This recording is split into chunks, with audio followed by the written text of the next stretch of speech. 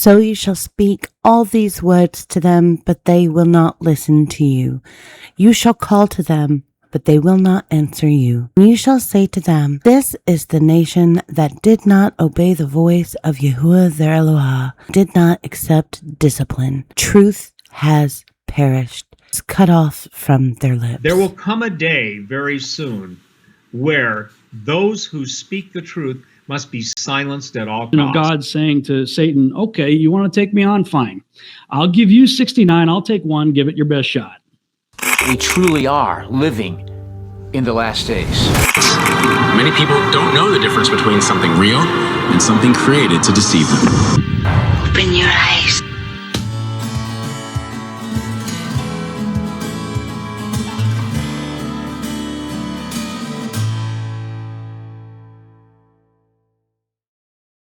Welcome back to In This World Not Of It. I'm, as always, your humble servant, and today we are going to do something a little different. So this is going to be the start of a new series that I'd like to do at least once a month. I'm shooting for more, but as of right now, I've only been approved for once a month, and we're going to call it Teen Talk. And I have with me a 15-year-old who will go by the handle of The Young Disciple. Would you like to say hello to the channel? Hello. The Young Disciple is my son, and for those of you who know him in real life, we are keeping his name off the channel on purpose for his own safety, so please don't dox him. We are going to have a conversation today that is just introductory and discusses what our walk has looked like. One of the things that is special about the Young Disciple is that he grew up in Babylon. Now, his little sister didn't. By the time that she was born, we were already trying to live as according to the word of Yahuwah as we could. But the Young Disciple grew up celebrating all the worldly holidays, Christmas, Easter, Halloween. Halloween was one of our particular favorites. And when he was about 7, we had a conversation where I told him everything that I had been learning in scripture. And I asked him point blank if he would be willing to give up the world for Yahuwah. And he said that he would without even the slightest hesitation. So my first question for you is, what was it like coming out of Babylon and giving up those worldly traditions after being fully immersed in it since you were born? From your perspective, and do you remember the conversation that we had when you were younger? If I were to give it on a rating, let's say on a difficulty scale, I would give it like a 4 or a 3. It was hard because I loved those holidays, but it's not as bad as like cutting off your own hand or algebra. I remember us celebrating holidays, but I don't remember the day we had the big conversation about giving them up. Halloween and Christmas were my favorites, mostly for selfish reasons. But I think that was the whole point, rooting us into selfishness. The first year of giving up the pagan holidays was not as bad as living for your first time making unleavened bread, though. Hey. Because that was bad.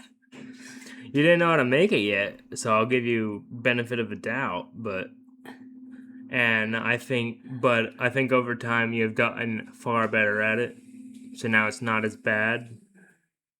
But yeah, that first year was the roughest. I just think it's important to do what Yahuwah tells us to do and not overthink it. Okay, so if we had that same conversation today for the first time, would you make the same decision, and why? Yes. Because if I said no, you would not be very happy about it. Seriously, though. It's like I said before, we just have to do what Yahuwah said to do. And he said to do these things, or in this case, not to do these things, in perpetuity forever. So that means what it says. Okay. So tell us a little bit about yourself and specifically your walk with Yahuwah. You're 15. What does being 15 in today's world feel like? What are your interests, hobbies? What keeps you grounded? What makes you you? For starters, I don't really feel like I'm 15. I'm a bit big for my age, and everyone treats me like I am older than I am. I remember in my jiu-jitsu class, I had a birthday, turning 14, and I had to do push-ups, one for every year, while the rest of the class counted. I stopped at 14, but everyone kept on counting. I remember that. I look older. As for being 15 now, it's interesting. It's hard to focus on what I should be doing, school, planning for a future, because everything feels uncertain. Pre-dystopian. Like, will there be a need for college? It seems like a scam, to be honest. I know it will be a separate discussion, so I won't keep on about it. But AI and robotics are set to eliminate the need for human labor. Do I really need to try hard now to be replaced by a machine within 5 years of hitting the labor market? Probably not. Then we talk prophetically about what's to come, and I would rather be the wheat that gets gathered into the barn. It's a slow process for me, because there are things that I like or that my flesh likes, like video games, that are really easy to get lost in. I also really like my hobbies and hanging out with my friends. I play music, guitar, and piano mostly. A little bit of ukulele, but I don't like it. The next instrument I want to get and learn is the violin. I like to draw. I really did like jiu-jitsu and being at the gym. I miss it. Video games keep me grounded.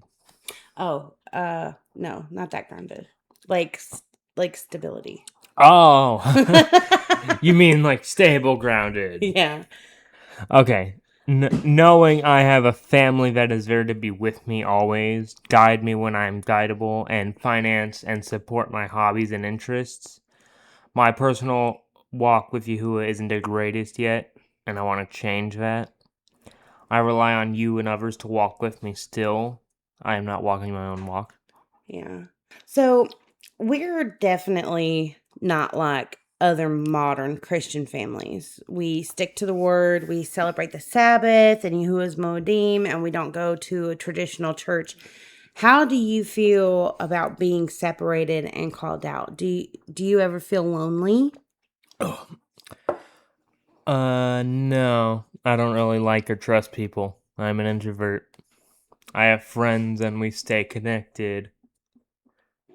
They aren't spiritually where we are, but they don't influence me. I probably don't influence them either.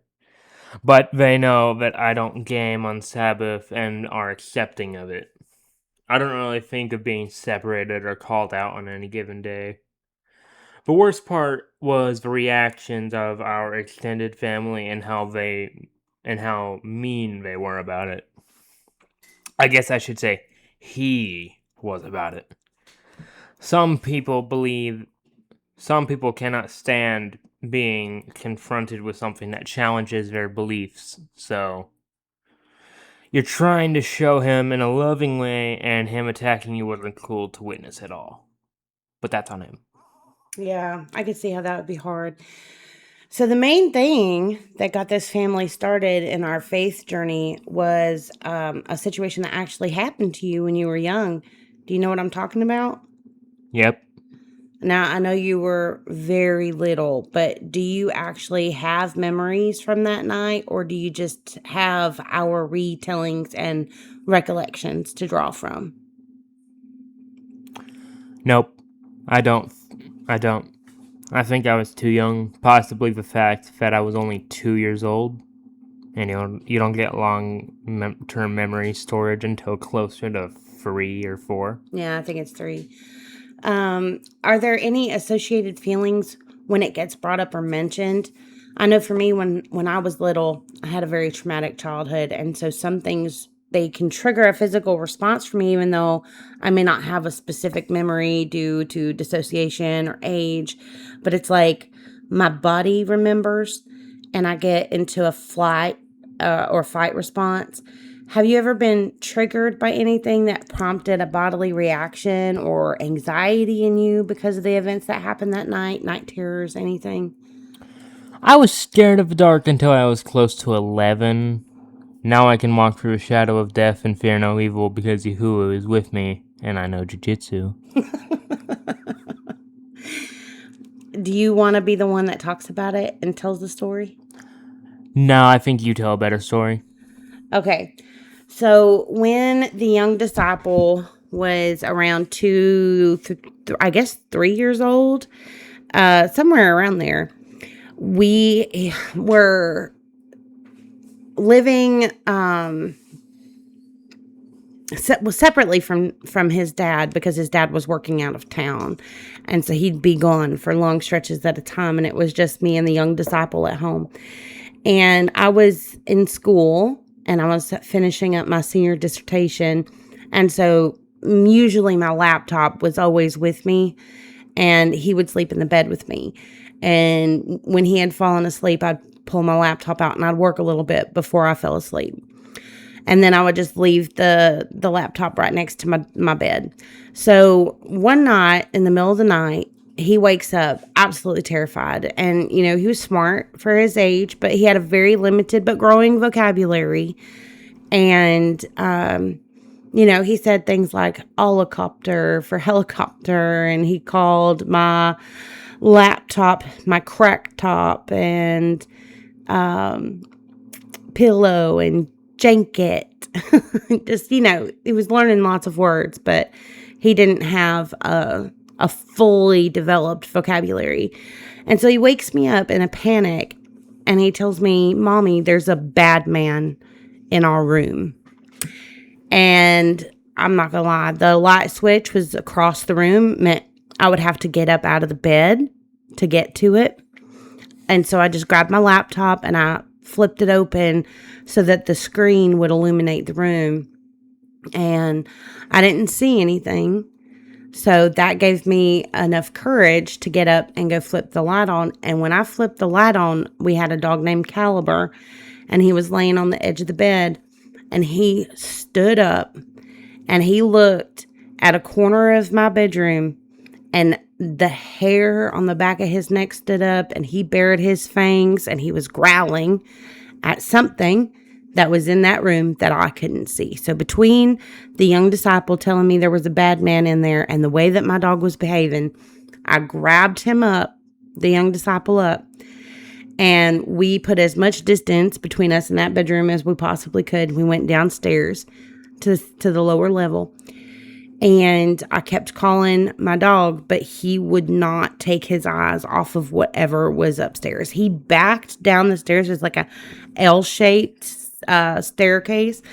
And when he got to the lower level landing, he stayed there, refused to come off the stairs, and refused to take his eyes off of the upstairs stairwell. And I was doing everything I could to get in touch with another living person. I called the young disciple's dad and tried to get him on the phone. It's like middle of the night. He's asleep somewhere upstate New York, I think, at the time. Might have been New Jersey. So definitely during sleep hours. And I'm asking the young disciple questions. I'm like, okay, this bad man, what did he look like? And he told me he was dark. Just dark. Like, didn't have any features. He was just dark. And so then I'm asking him questions. I'm like, was he little? Was he tall like daddy? And he goes, he was taller than daddy, which is saying something because his daddy's 5'11". And I said, okay, can you tell me anything else about the bad man? And the young disciple told me he was wearing a hat. And I was like, okay, like what kind of hat? Like a ball cap, like daddy wears? And he said no, but he didn't have any words to describe the hat. So I went to Google, good old Google, and I Googled men's hats, and then I clicked on images, and I pulled up a little infographic with a variety of men's hats. And I said, hey, can you show mommy what kind of hat the bad man was wearing? And he pointed to a wide brim bowler hat. So that's all the information I had at the time. And I just searched the Hat Man. Come to find out, this is a demonic entity, and he's been seen all over the place. They're considered to be shadow people. And at that time, I was having night terrors and I was waking up in the middle of the night feeling like I couldn't breathe. So I even thought that I might have sleep apnea. And one of the things that we did to kind of combat that kind of helped, was turning off the Wi-Fi at night. And that's when we started putting all of our devices on airplane mode while we were sleeping. And that did help, but it didn't entirely stop the problem. It would happen every so often. I'd wake up like gasping for breath. So I was kind of shocked when I went down this rabbit hole to find out that that's kind of like what the Hat Man does, is he kind of strangles you while you're sleeping and steals your breath. So that was very interesting to me. And at the time, I was a member of a community that was started in New Zealand. And they were, we were all talking about environmental things that were going on down there, the Christchurch earthquake, Anadarko coming in, a bunch of things. And so they were awake. And so I was talking to the people in the chat about what had just happened and what I was finding. And they said that I needed to intentionally pray Psalm 91 over my home, and that I needed to rebuke the entity and cast it out. Now, never in my wildest dreams as a baby spiritual person did I think that I was going to ever have to do this.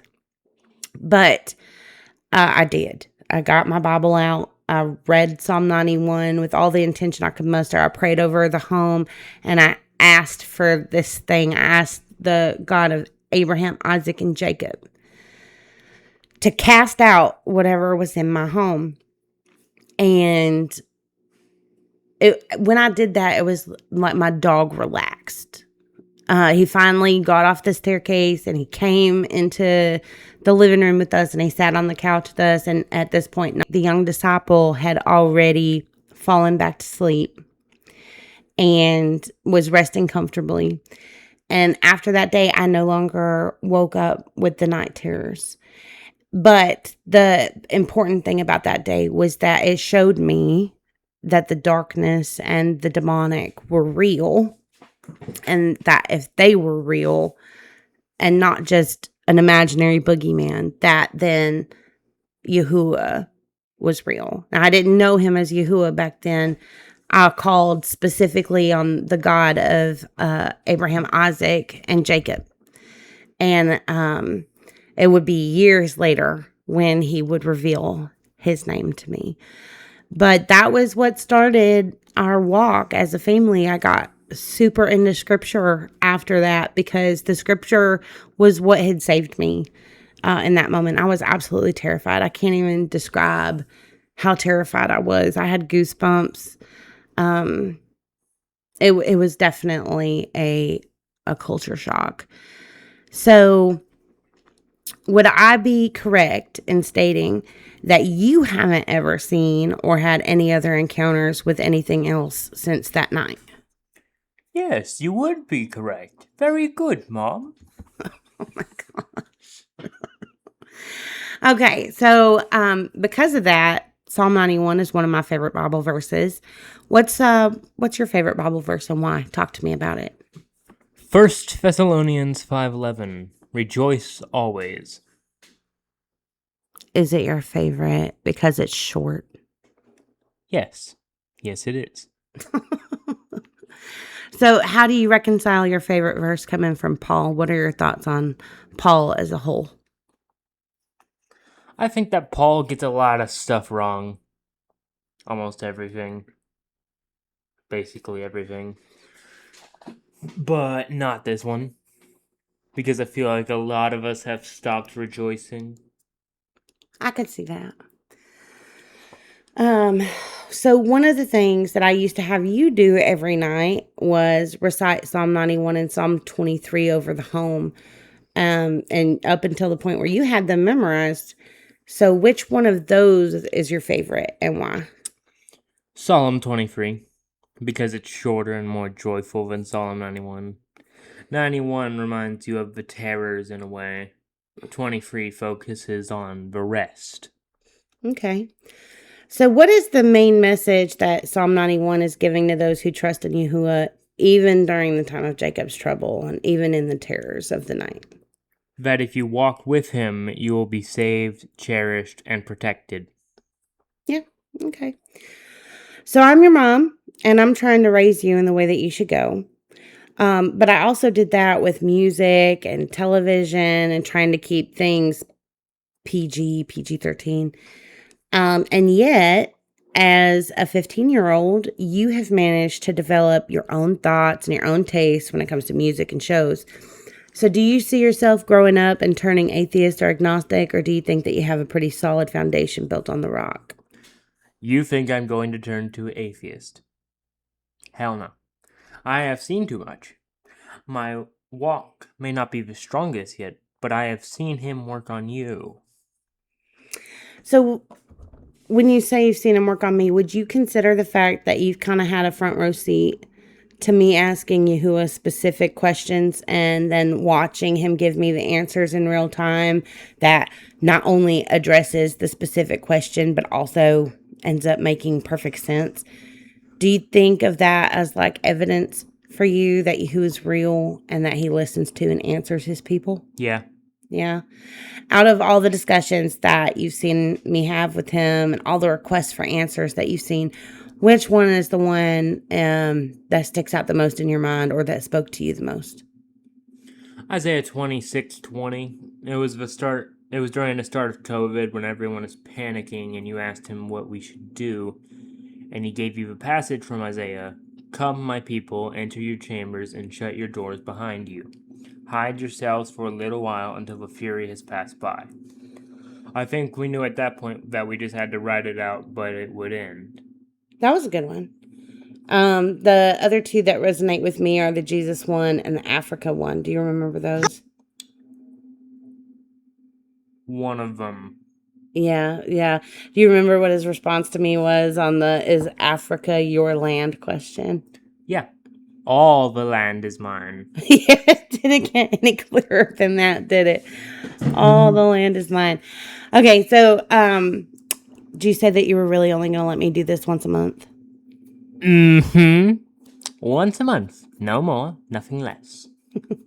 Now, is there anything that you kind of want to say in closing, what you're most looking forward to in our conversations on the channel? I'm going to let that all be a mystery. You'll have to tune in and find out. Introvert, remember? Well, I guess I shouldn't expect anything less from a 15-year-old boy. But I do want to just take a minute and thank you for sitting down and doing this with me. And we've got a couple of very special topics that are coming up. Next month, so we've got like 3 that we know for sure that we're going to do. We're going to talk about affliction. And we're going to talk about, the AI in the future a little bit more like he mentioned.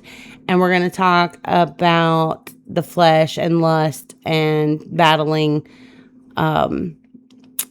the availability of sensitive imagery that perseveres throughout the internet and what it's like navigating that. And so we'll draw it out of a hat, or which one do you want to do first? Mystery. Mystery. Okay. All right. Well, we have a couple of ideas of what we're going to do for the next 3 months, and we'll keep you posted as those videos drop. And we're hoping to pick back up with our regularly scheduled Bible study and another new one that I'm calling Conspiracy Bible 101. We hope that you stick around and enjoy the content with us, and we'll see y'all soon. Y'all come back now, you hear?